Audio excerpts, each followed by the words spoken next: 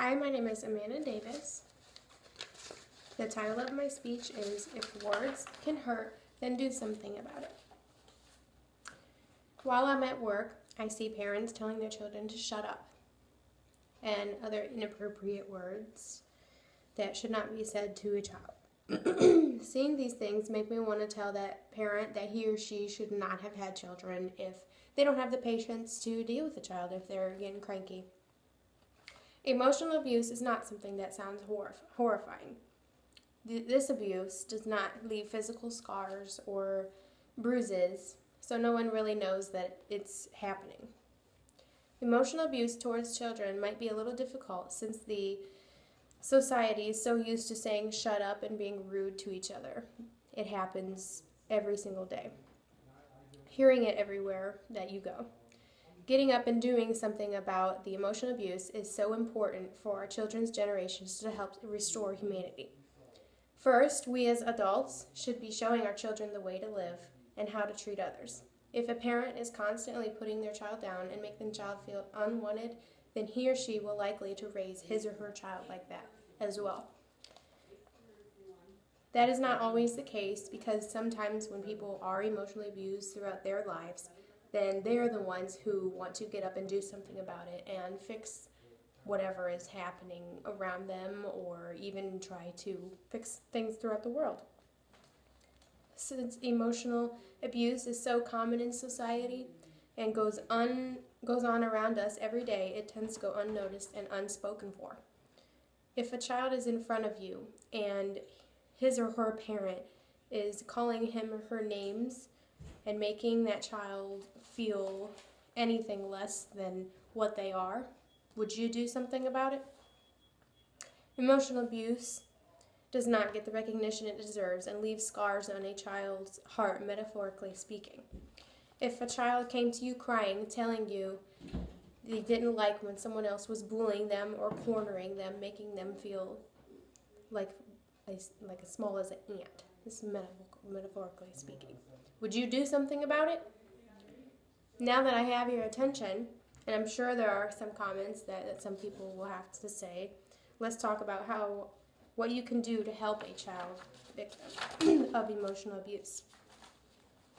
First, you can try speaking with that child one-on-one to know exactly how hurt that child is from the emotional abuse and how it's affecting them mentally. If it's not, that means that they're used to it. Then, if you have to, and if you know that it's a bad situation, you can try speaking with the adult. Politely, nicely, whatever you can do to get the adult to realize that he or she is doing something wrong, even if they already know.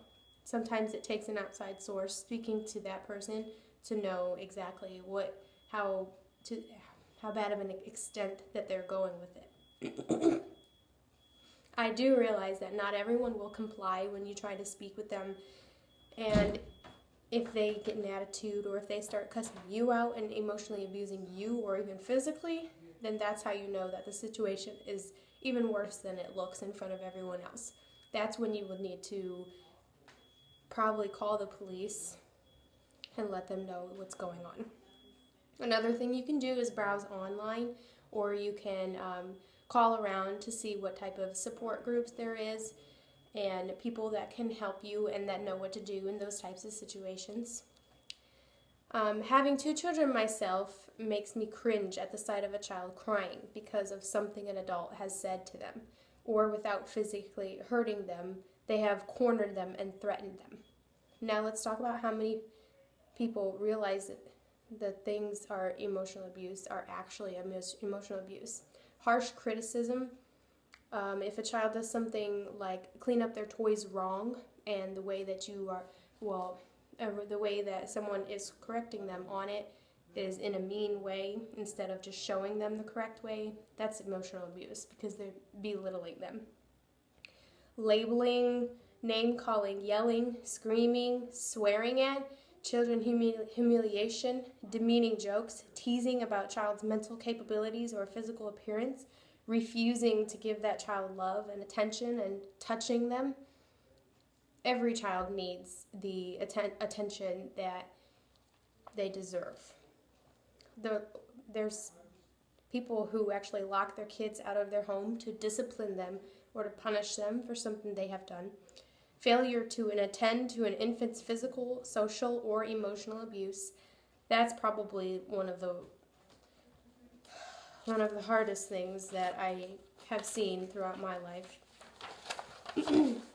I got that list from teachthroughlove.com, types of emotional abuse.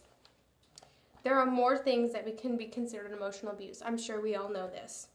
Please recognize when it is happening around you, and please do something about it. Something as simple as please do not say those things or understand that a child will be a child can change someone's outlook on how they are treating that child. Doing something about this situation can change the child's lives by helping them living a happier one. Emotional abuse is such a serious, touchy subject. Helping a child smile is nothing to be afraid of doing. Now that I have shown you the things that are considered emotional abuse, just stop and think whether it is happening around you. Emotional abuse, not getting the media's attention and not getting put all over the internet like sexual or physical abuse, should make people more interested in it. Name calling is just as hurtful as some of the other things that people put all over the internet and on the television. Therefore, emotional abuse has got to stop. Being an adult makes it that much easier to do something about it. Get up and stand for the children who will be running society when we are all gone. Thank you.